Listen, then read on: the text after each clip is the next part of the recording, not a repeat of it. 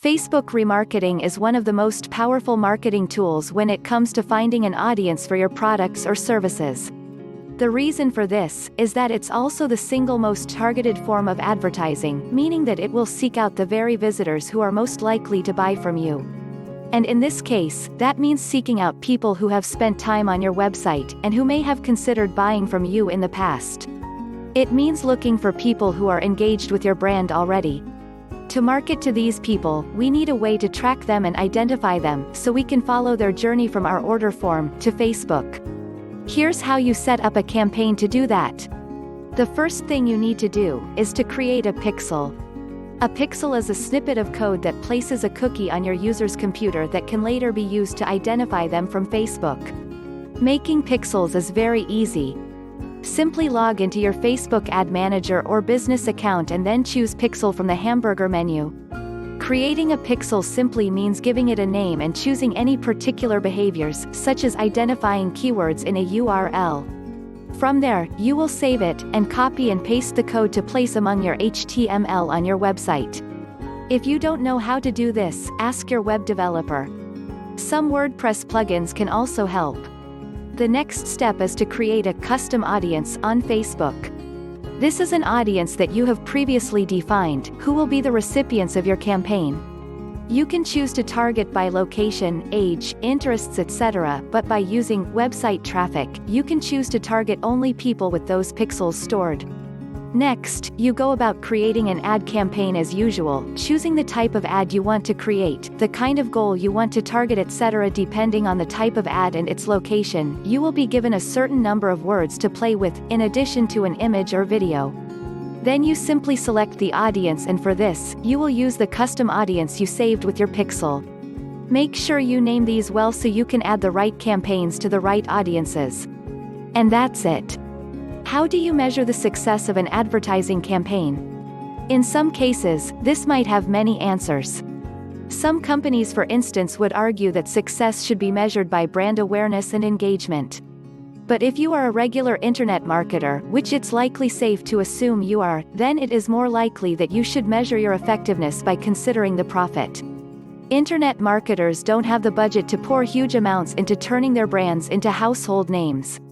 Therefore, they need to focus instead on trying to get profit quickly. That often means using PPC and remarketing, and it means thinking about how the numbers add up. When you create a new PPC campaign on Facebook or on Google, you will need to choose two aspects of your budget: the maximum amount that you're going to spend on each click, called the CPC or cost per click, and the amount that you're going to spend in total each day. The CPC is the most you will pay for each visitor to your site, and is also the most you will be willing to bid for a spot when you're up against other advertisers. The aim is to ensure that this costs less than the value of each new visitor to your site. To calculate the value of visitors to your site, you might use what is called the CLV, Customer Lifetime Value.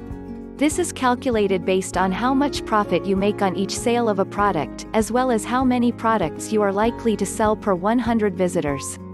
For most people, that latter number is somewhere in the region of 1 or 2. That would give you a 1 to 2% conversion rate, which is actually considered a fairly high score.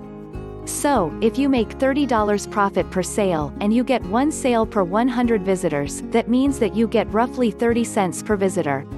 Suddenly, this becomes a much smaller amount of cash. The number is probably a little higher though. It's called the lifetime value, because it is calculated over the lifetime of that visitor.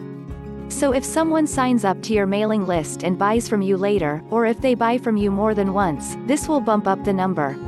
Still, that can take a while to pay off, and you might not have enough disposable income to last that long. Just make sure the amount you pay per click is less than the amount you make per visitor. How to create great images for your Facebook ads. There are many things that make a good Facebook ad tick. In many cases though, the image is one of the most important aspects of all, and is one of the things that will quickly determine whether someone clicks on your ad, just looks at your ad, or ignores your ad altogether. So how do you go about getting the best pictures for your Facebook ad? One of the most important things to consider when taking pictures for a Facebook ad is how you are going to get attention. These days, most of us are shouted at all day by adverts coming from our devices, from billboards, and from the TV.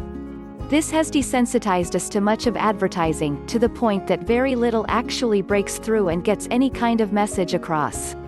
Your aim is to try and get attention, which you can do by using an advert designed to be as compelling as possible and using all the psychological tricks to drive attention. For instance, faces are more likely to draw our attention than any other image and also act as social proof to help make our products and services seem desirable. Likewise, attractive members of the opposite sex are often popular. Contrast is another key player when it comes to getting attention. Use a bright color or at least a color that stands out significantly from the background. If you're using Facebook ads, that means contrasting against white and blue. Just as important is that your image gets the right sentiments across. You want to pique the interest of the viewer while building a little trust and authority. In other words, it's important that your ads look professional, and that means using a high-quality, professional camera. It also means thinking about lighting, and it means thinking about how to frame a shot. Think about composition and telling a story. A photo of a product head-on is far less interesting than seeing it in action, or seeing it in context. A dynamic angle makes a big difference.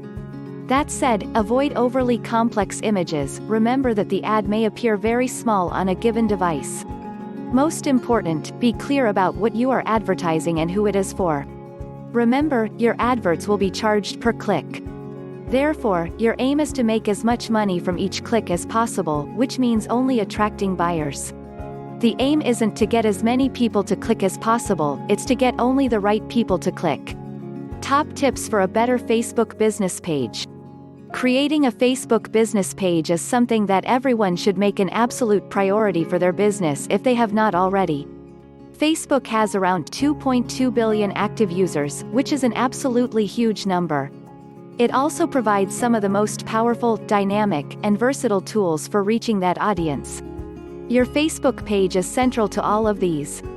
So how do you go about creating a great Facebook page? Here are some answers that will help.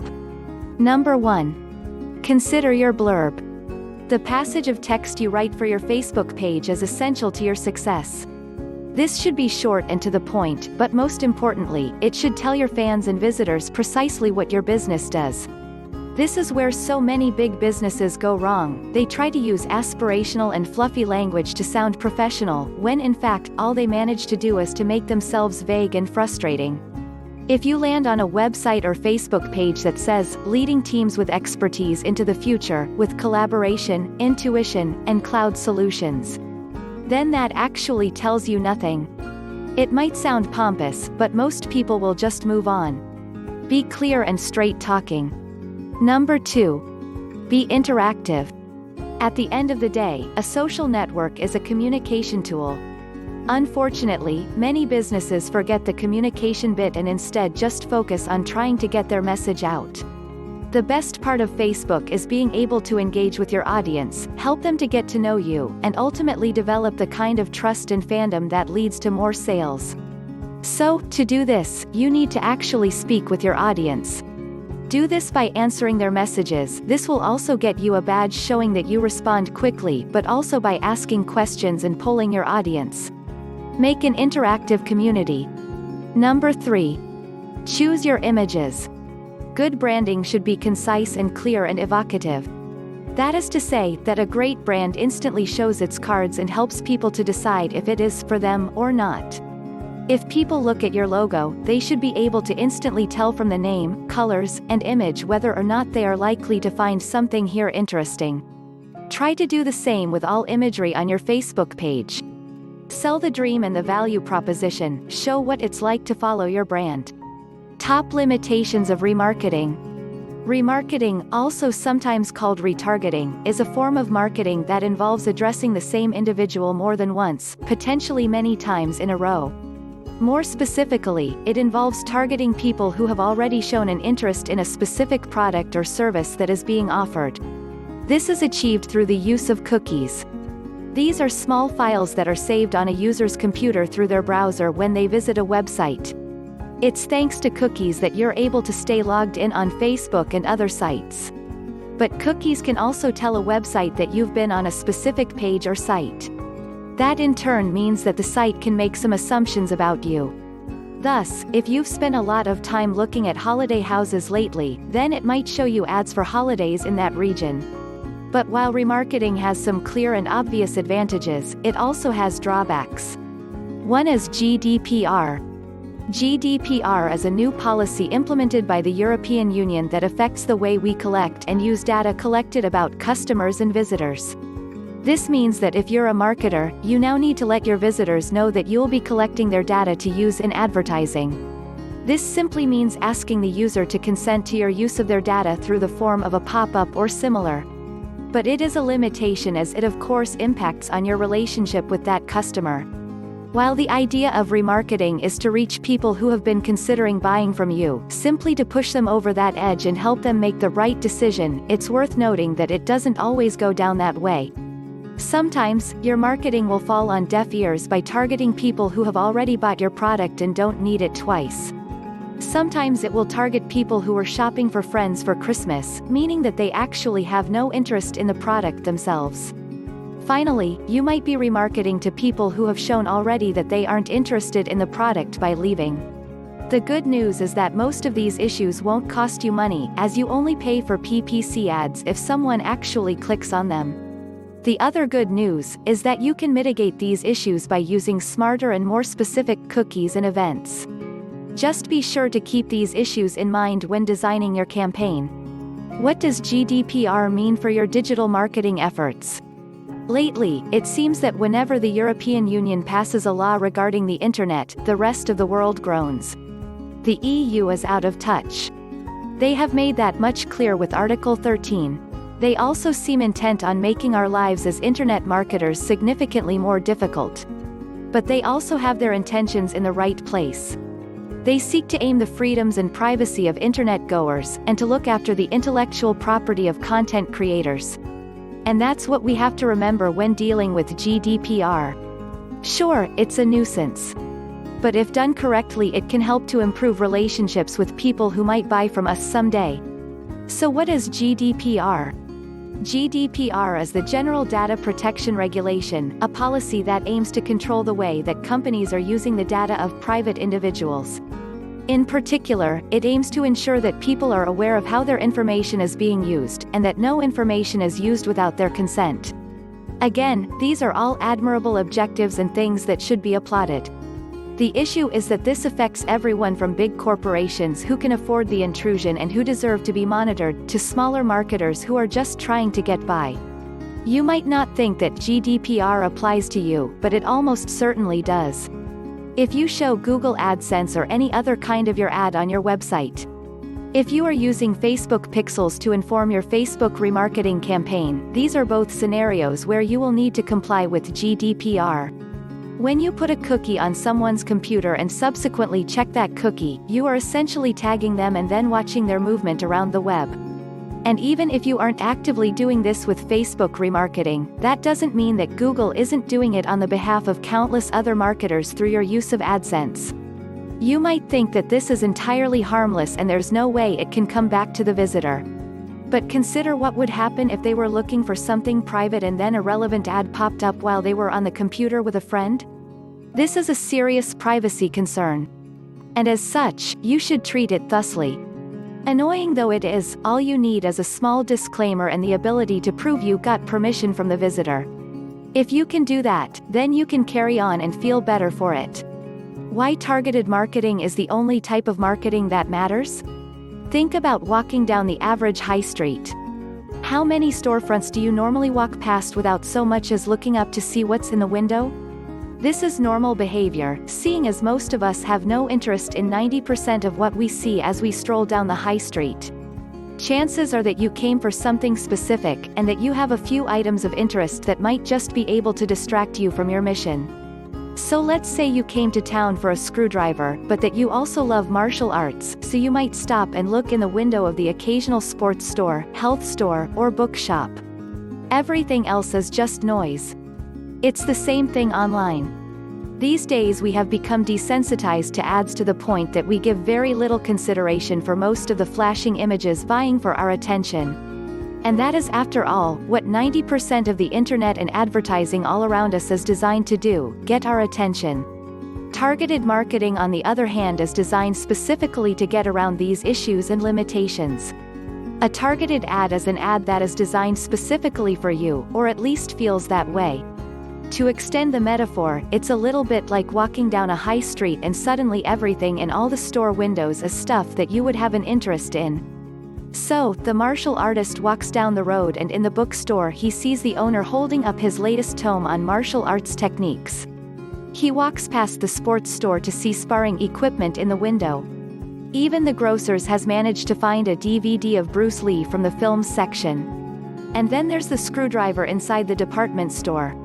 Rather than head further and look in another shop, this customer now has no reason to go further. They know with certainty that this shop has what they're looking for. To achieve this, though, you can't just use conventional targeted marketing online. Targeted marketing takes into account demographics, but it doesn't take into account what a person is actively seeking out. It can't know what they're doing at that given moment. Remarketing, on the other hand, can. It works by showing things that the customer has previously been looking for. In this case, the screwdriver. What will you sell? Top reasons why remarketing works so well? Sometimes it might seem as though internet marketers speak in an entirely different language to the rest of us. They talk in acronyms, in strange terms, and more. Remarketing is just such a buzzword and something that means very little to those who aren't making a living by selling digital products online. It makes sense though. Essentially, it means showing ads to people who have already been to your website, possibly even people who have already shown an interest in a specific product. So, for instance, if someone has added a pair of shoes to their shopping cart on your website, remarketing might then involve targeting them with ads to offer them more shoes. That's the what and the how. But why does this work so well? The real power of remarketing lies in the fact that it allows you to target people who have already shown some interest in what you're doing and perhaps who are considering buying for you. In marketing speak, we call these people warm or qualified leads. That is to say that they are more likely to buy from us given the right incentive or nudge. Remarketing this way is a very powerful strategy because you aren't approaching a complete stranger who has never heard of your brand, trying to sell them something they've shown no interest in before. That former example is how a lot of traditional marketing works, and it's essentially tantamount to walking up to a stranger and asking if they want to come home with you and stay the night. Successfully picking up a date involves doing groundwork by chatting for a while. Normally it means getting their number and flirting, maybe going out a few times first. The same is true with marketing. People will be more likely to buy from you if they know your brand. And if they came extremely close to buying once before, you know they at least have the potential to be interested. Times of day and breaking the camel's back. By using remarketing, this is the person you target. This then means you can make that final ad, that straw that broke the camel's back. If they spent ages looking at your product and thinking about buying it, they might have talked themselves out of it. Maybe it's not sensible. But come back to them in a few hours, when they're tired after a long day and feeling sorry for themselves. When their impulse control is depleted. Offer them 10% off. There's a very big chance they'll click buy. Top uses of Facebook remarketing. Have you ever spoken to your mom or grandma and found that they are mystified by the way that the adverts they've seen online manage to be directly relevant to them? To show them things that they have been actively looking for? It's not magic, it's remarketing. And this is what makes it so powerful. Remarketing leaves cookies on computers, thereby allowing advertisers to identify people who have visited their pages before and thereby show them products that they are highly likely to be interested in. The best part about this is that it lets you potentially market to people who thought of buying something and then became distracted. But that is just one way to use it. What are the other forms of remarketing? Did you know that you could use remarketing in order to build your engagement and brand visibility? Showing an ad to someone who has been to your site and come close to buying is not only a good way to sell, it's also a good way to maintain engagement. The more engaged someone is with your brand, the more likely they are to eventually buy something.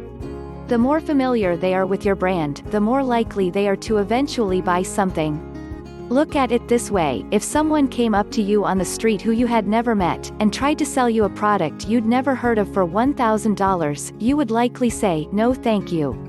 But if a person who you knew well offered to sell you their iPad, you may be more interested.